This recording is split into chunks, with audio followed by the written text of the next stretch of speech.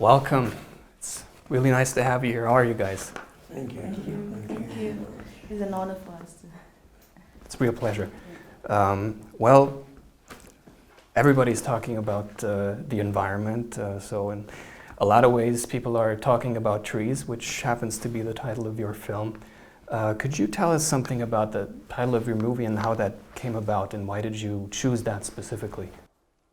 Well, the title of my film, actually it's a quote from Brecht, from its poem called "To Those Who Come After Us." Mm-hmm. Well, I didn't read it in German, so maybe my translation is bad. In German, it's "An die Nachgeborenen." Mm-hmm. And well, this quote actually it comes in the film. One of the protagonists says it, and for me, I chose it as the title because it reflects the symbolic content of the film. Actually, it's I think it's about this inner conflict inside the artists in times of fascism, where they are unable to do all the art that they want, and it's about the political choice whether you compromise yourself or you choose the difficult path is actually not to do. Voila, and that's it. Well, I think the path that you created here is absolutely amazing from what I've seen, and it's you're not just restoring a cinema, but you're trying to restore a cinema culture in the Sudan. And how did that come about? And what about the Sudanese Film Club and its growing members? What lets you really hold on to this dream and still try to really make this happen? Well, now I'm a part of this dream actually, but I think Ibrahim Shaddad can talk better about it because they are pioneers of this dream since the 60s. Yeah, actually the Sudanese Cinema Club started in 1957 at the University of Khartoum. It was started by British professors. It was renamed the Sudan Cinema Club in 1968. And it has been really a window for showing good artistic films. You see, cinemas were working at that time, and but mostly commercial films were shown. Mm-hmm. So the film club used to bring all the Italian wave, the French wave, the new waves, the Polish cinema, every cinema around the world, good films from cinemas, from filmmakers had been shown at the cinema club. But at the advent of the previous regime, the cinema club was closed down. Mm-hmm. And it was closed more than once in different regimes, you know. Mm-hmm. But it always came back. Mm-hmm. And tried to continue. Now it is really suffering, and the membership. It used to have around 8 clubs around the different cities in Sudan, faraway cities, and it had a membership of 5,000 members. But now the number has dwindled to 5 maybe, or 10. So actually, because circumstances is not ideal. Not easy. It's not easy, not adequate for showing films, you know. So actually, but it's still striving very hard. It's really now they are organizing African Cinema Day on the 12th of October. Mm-hmm. And they are, persisting on showing films to people who are interested to come and see films. And has that community been growing so far? Would you say that? Yeah, now I think people are getting to, you see, the idea of cinema has been obliterated from the Sudanese mind for the last 30 years. But as the Sudanese used to love going to the movies, now they are coming back, you see, with freedom, everything. We hope. We hope that it will have. In the movie, which I found very interesting, and I would also like to ask you what you think of this. You were digging up really ancient and old film roles, and in the movie, one of the protagonists says that the new lover is digital technology, and it kind of destroyed what was once the glorious age of film. And how do you see that nowadays with the modern world and the digital world? Is it something that where you can also see an opportunity for your films to be shown, or what's your stance on this? You see, actually, there is nothing wrong with digital. You know, this is a normal development. You see, digital cameras is like a pencil and a pen and so on. This is something you write with. It is not the equipment that make the film. It is the mind behind the equipment that produces a good film. So actually, there is nothing about it. Now it makes it easier for everybody to copy the film and so on, and maybe restore and whatever. But the annoying thing about that now, because it's becoming very easy, that everybody thinks himself is a good director. Everybody now has got a digital camera and the editing software, computer with that, so everybody is really filmmakers now, you see, everywhere. Do you agree with this, or what's your stance on digital technology and film as a, almost like an ancient archive that you guys are also trying to rebuild? I'm old enough to have started with analogic cameras, and okay, it was not film, but you couldn't shoot for hours and hours because then you would have a lot of tapes. So it was mandatory to know what you were going to do. So I also used to print in the dark room, I mean photographs. So I grew up with this idea that you have to visualize before going out there and shoot. I mean, you don't run after people, but you have kind of seen meaning emerging from reality, and then you try to put it into a film. This is how I grew up, and this is what I do in my films. So since the very beginning, I tried to be kind of very clear. I mean, and go out there and shoot just what I need. But the film which I have here, it's exactly the opposite.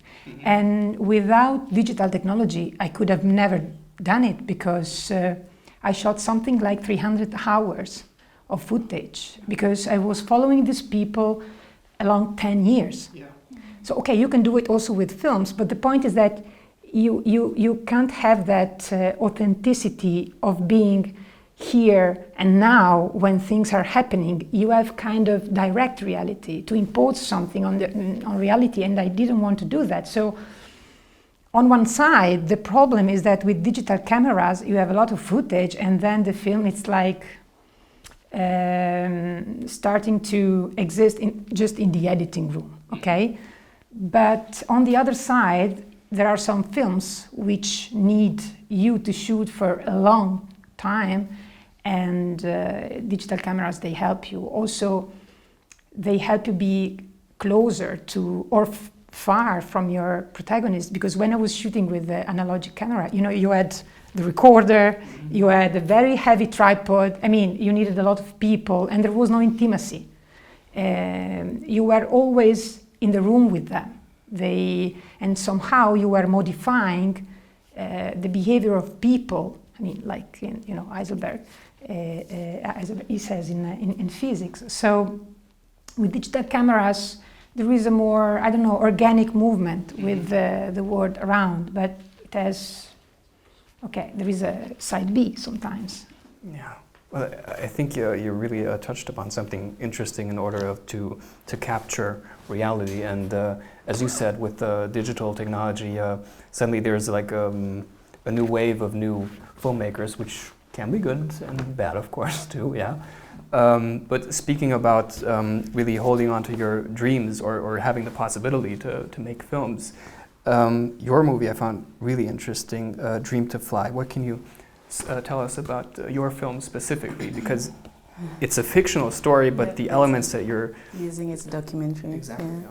So Dream to Fly is a story about a boy who undocumented because they're born and raised in Malaysia, but they don't have access to documents, so they don't have access to health, education especially. So this boy tried to reach out his dreams with the help of his adopted uncle. The uncle adopted him, so the uncle helped him to get documentations. But the sad reality, they need to depart. They can't live together after that. So a lot of these issues actually happening in my place because I grew up in this Sabah, it's the east part of Malaysia, and there's a lot of undocumented children and stateless are there. So most of my film that I make is focusing on the issue about these children and their right for education, because a lot of them are left out from having a dreams, and it's a very sad reality. Because when I grew up with some of these kids, which is that time I didn't realize that there's a terms of undocumented or stateless.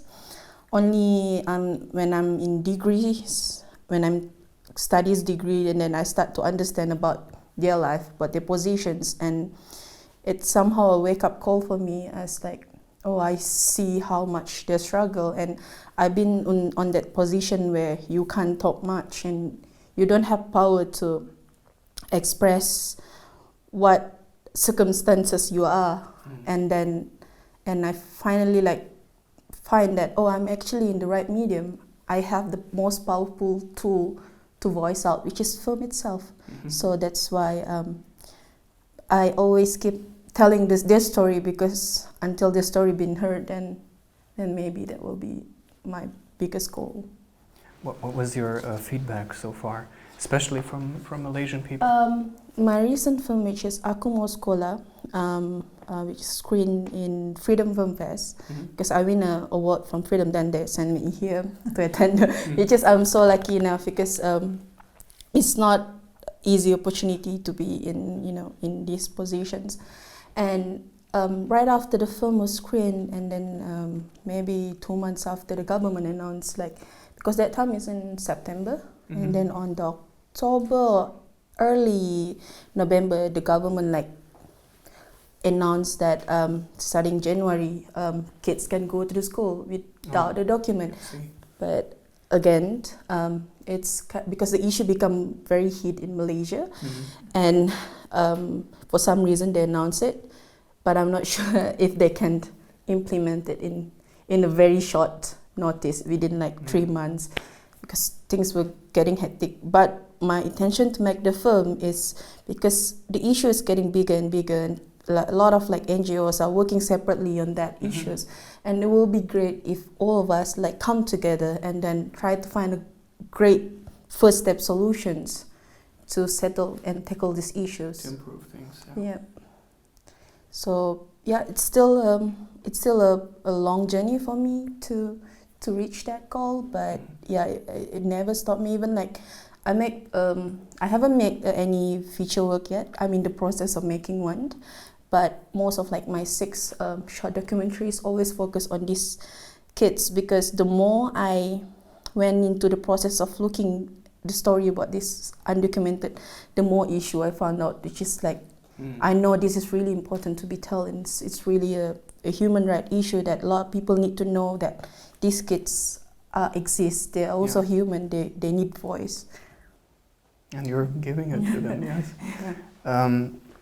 Was that your main motivation to make films? Is that why you studied film? Yeah, because to be honest, when I first wanted to take a film, I always have this in mind. Filmmaking is a very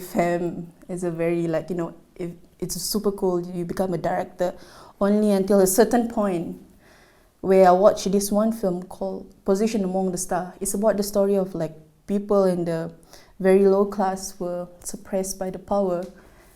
And then when I see the film, for somehow it's recalled my memory when I'm growing up, my childhood memory. And then I feel like, oh, this is a direction I should go as a filmmaker. Finally, I find a reason why I want to be a filmmaker, and a strong reason that pushed me like have to have a goal as a filmmaker. Yeah. No, that's absolutely beautiful. Yeah. I wish you good fortune on this on the journey ahead. Thank you.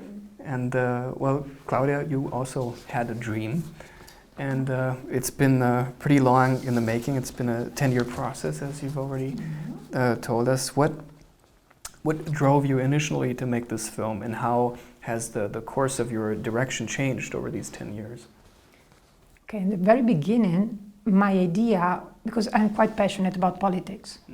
So in 2008, I heard that a woman from my city, a very small city, would run for the parliament. So I thought, oh great, I will ask this woman if I can make a documentary about her, because I wanted to make an instant movie from inside, from within the world of politics, that would tell the defeat of Berlusconi at the election, because in 2008 there was this nightmare. I mean, Berlusconi, who was running Italy for kind of 20 years. So I thought that could be a good chance to show the world that this woman symbolically was kind of defeating Berlusconi, because the idea was that the left would win the election that year.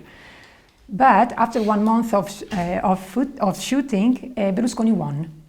So my instant movie had no reason to exist. And I just, kind of aborted the project.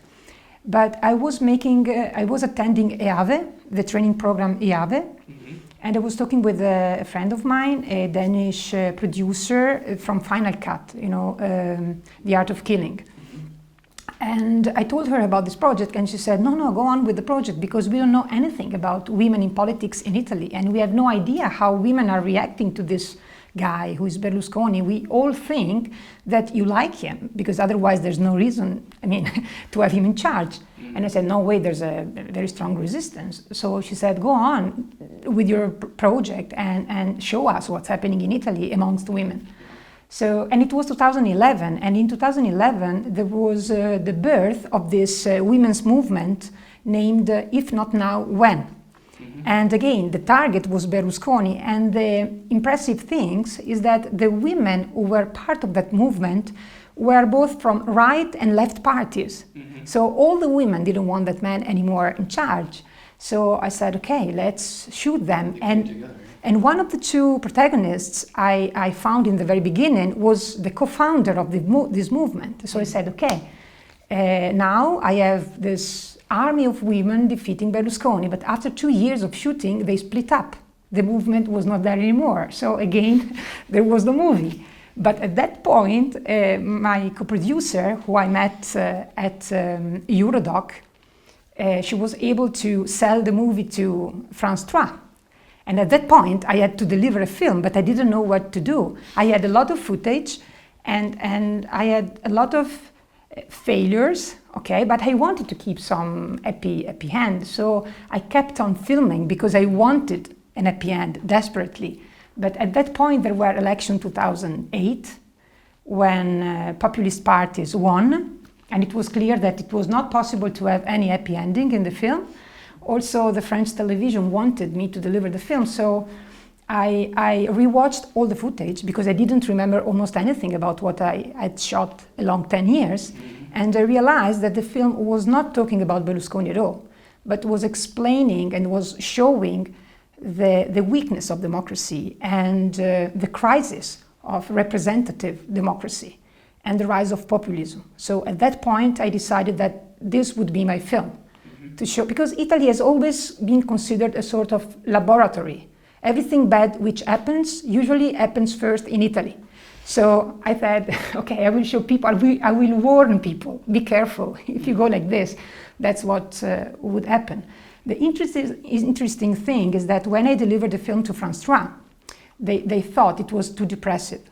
So I had to change the ending. So in the ending, there is not the election of 2018, but there is a walk in the countryside where my protagonist says, okay, our mandates are over, and let's go back to our ordinary life, and tomorrow is another day, sort of gone with the wind, you know. So that's the French version of the film, not depressive end. But actually, for me, the film has not a bad ending. I mean, for my protagonists, there is a very strong feeling of disenchantment, of failure. But, you know, sometimes in politics, it's not possible to, I mean, when you're a politician, you can't really experience a victory. Sometimes you just have to be there to hand the baton and give it to someone else. Sometimes, if you keep straight, if you keep honest along your work as a politician, that's more than enough. Maybe you won't win anything. Maybe somebody will do it after you, but sometimes that's what's happened also in sport, okay? You played your match very well. Now you retire and other people will go on. So for me, the positive message of the film is that as long as we have honest people fighting for democracy, something good will come out. So maybe they are disenchanted, they don't want to be into politics anymore because they're too tired, it's fine. Now it's up to us to go on with the fight. So I just thank them because they really fought very hard. Now, I think your film definitely touched upon a much larger phenomenon that was going on, not just in Italy, but in other countries as well. What was the feedback on your film and also your movies? How were they received in other countries? You first. Well, actually, it's the third time I'm in a festival. So I know how the film was received in Berlinale because we premiered in Berlinale last February, and it was received very well. The good thing that it was an open festival also for people, so we're quite happy by the reception of the film. And yesterday in Nuremberg was great. This honor to have really our kick film the as festival off. Yes. As the opening film. It's really a new sensation for us. Voila. In Leipzig, when we had the premiere, the theaters were all the time completely crowded and full house. So it was really amazing for me because it's such a small movie, because everything happened during the movie. Like my co-producer went bankrupted, so there were a lot of problems, financial problems, logistic problems, every kind of problems. We experienced it. So I still consider the film a very small film.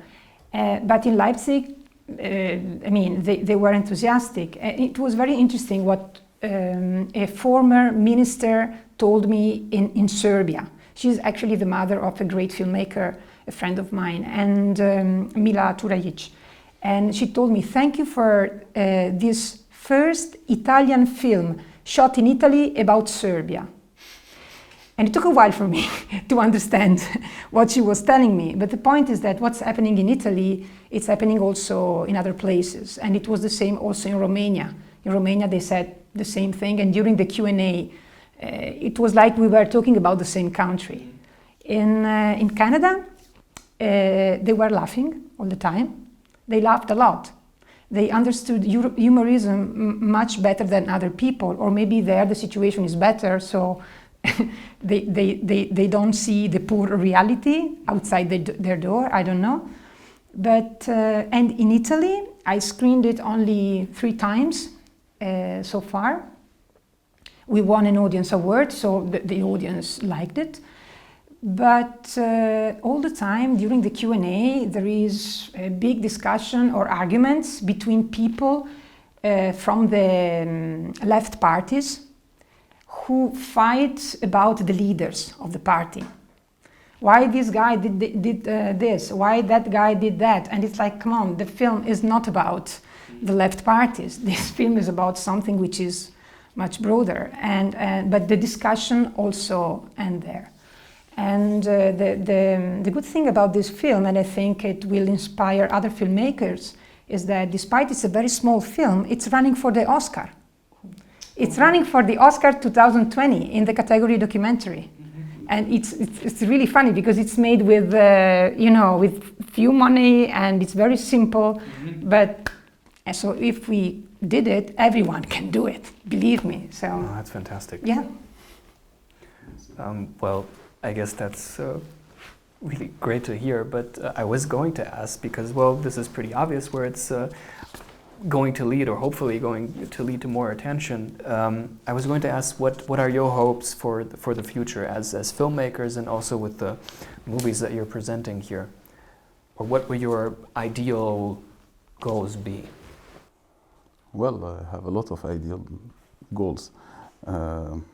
Actually, I just wanted to add something about the reception of the film, actually. It's great how Claudia described because for us also it was very hard to make the film.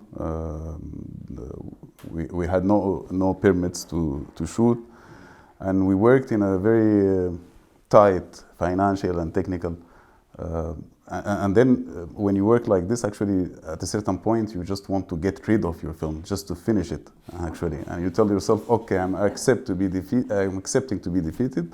I will make just an average film, and that's all, actually. And then you can't resist, actually, the tension that, no, it's great. You have to really to finish it, and to finish it well, and then you add to yourself more stress and more work. And at the end, when it's well received, it's really a great pleasure. For me, the first screening in Berlin, the most stressful thing was how the protagonists will receive the film, actually, because it was the first time that they were seeing themselves. And after that, well, I'm still stressed every time I present it, but after that I felt like, well, it was worth doing it. Yeah. So what's my ideal? I have too much ideals, too utopic.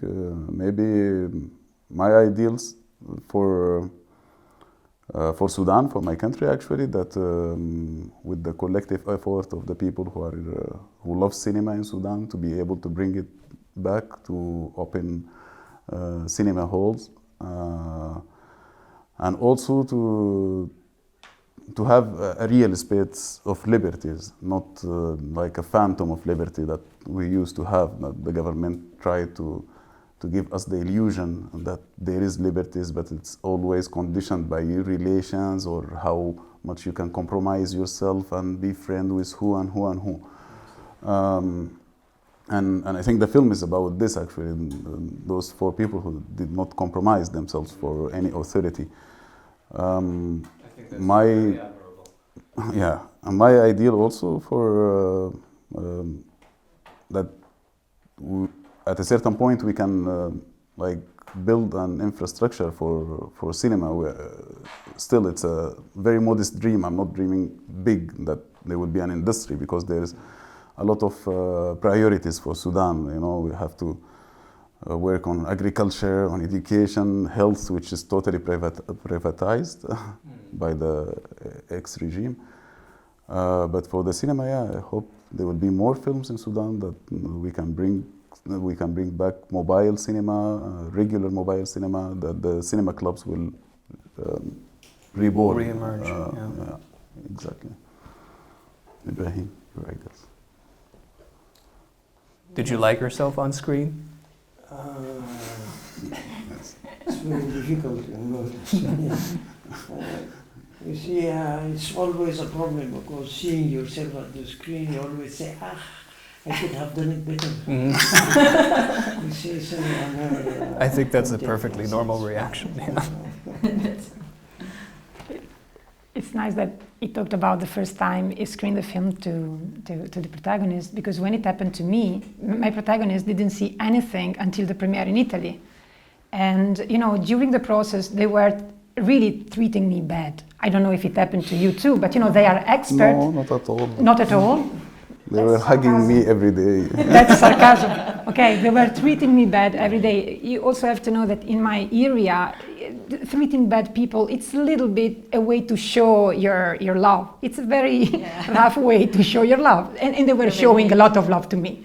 So they were kind of escaping from me. They never told me when something was happening, or if they told me it was half an hour before it would happen, something. So I couldn't hire a team, I couldn't hire a DOP, I had to shoot everything by myself.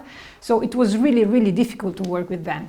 At the very end, at a certain point, the French television was like, okay, now you have to deliver. But I had 300 hours and I didn't know how to put things together because it was 3 different cameras along 10 years. It's not easy because, you know, the storyline was not really already there. I didn't know what to do. So I went to my protagonist and I said, okay, we have the last session of shootings, maybe 1 week, 10 days, so I can pack everything. And they were like, forget it, Claudia. That's over. That's it. I said, no, I'm not ready to make a film. And they said, okay. They talked to each other and they said, okay, we have decided that you have 1 day. You have 1 day of shooting, decide what you want to do, but it's your last day with us. And I didn't know what to do. So I went to the editing room and I watched everything.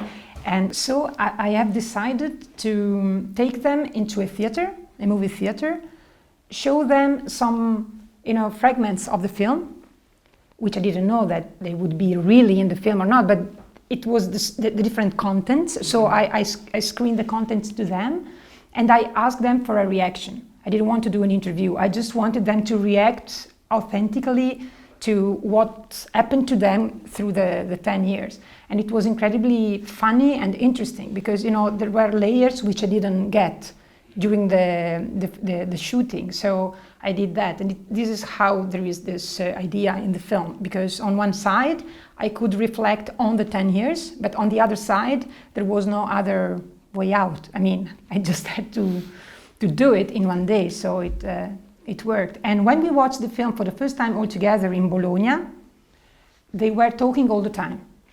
They never stopped talking from the beginning until the end of the film. And it was very annoying. And everybody around them were like, shh, shh, shh, shh. But they were not able to be silent. And they were really annoying people. So it was a terrible, terrible screening. Yeah, that was my experience. I think very memorable, at least. I have to also have a lot of experience with my cat because I'm dealing with kids all the time. Yeah. And like I said, my film is a narrative, but using a documentary approach. So most of my protagonists is not an actor; they are the real undocumented childrens. Where like Dream to Fly, I met the boy when I was doing research to find a story about them, and then the first time when I meet him, I asked him like, okay, when you grow up, what do you want to be? What is your ambition? And then he was asking me again, what is ambitions? And then it's kind of like hit me. And then from that, I try to following this boy and then try to understand him.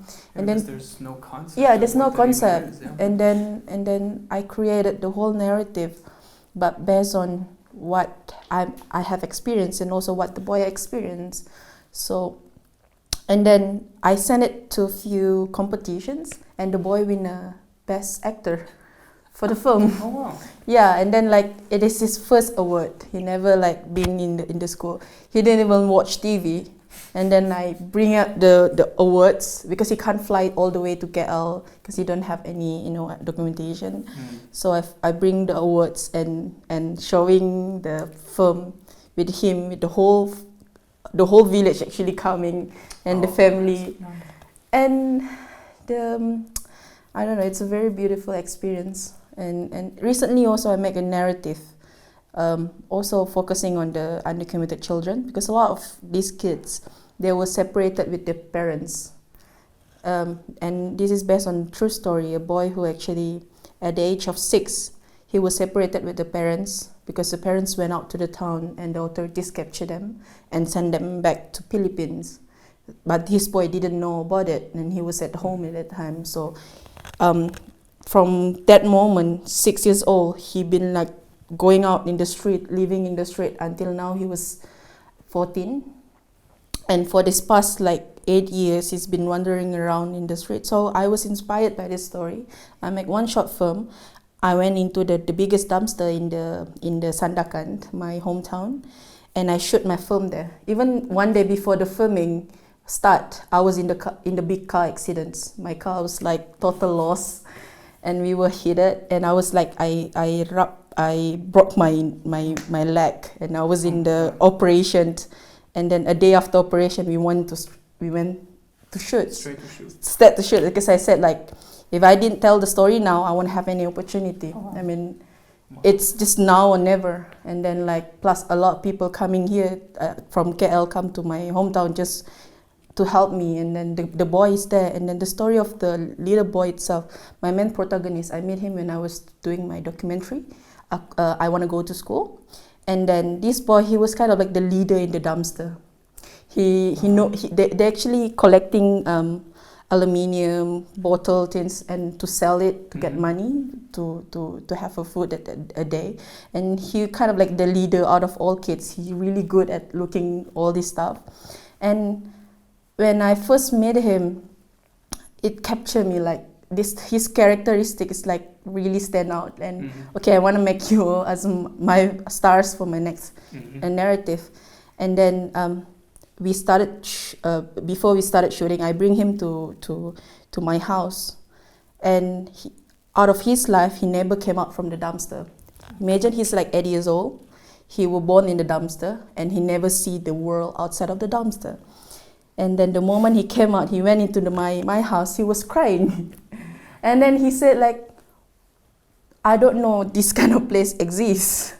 I don't know that you have this kind of beautiful houses around."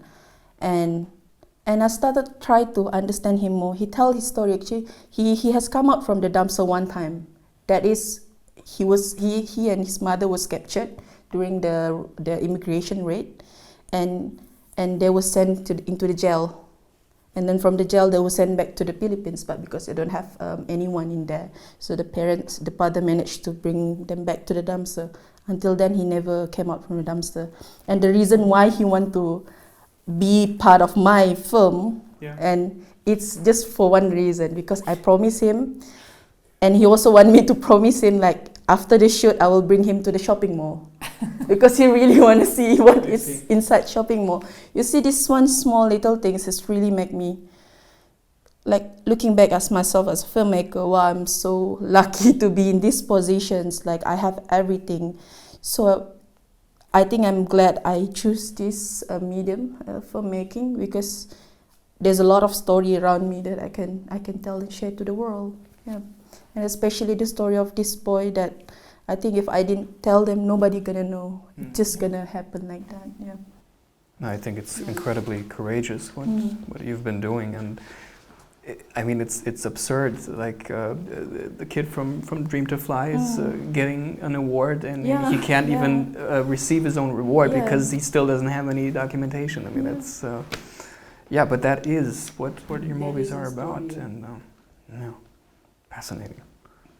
Yeah, I really glad that you were all here. Thank you very, very much. This was really nice, and I wish you the best of luck and good fortune, and please enjoy your rest of the days at the festival.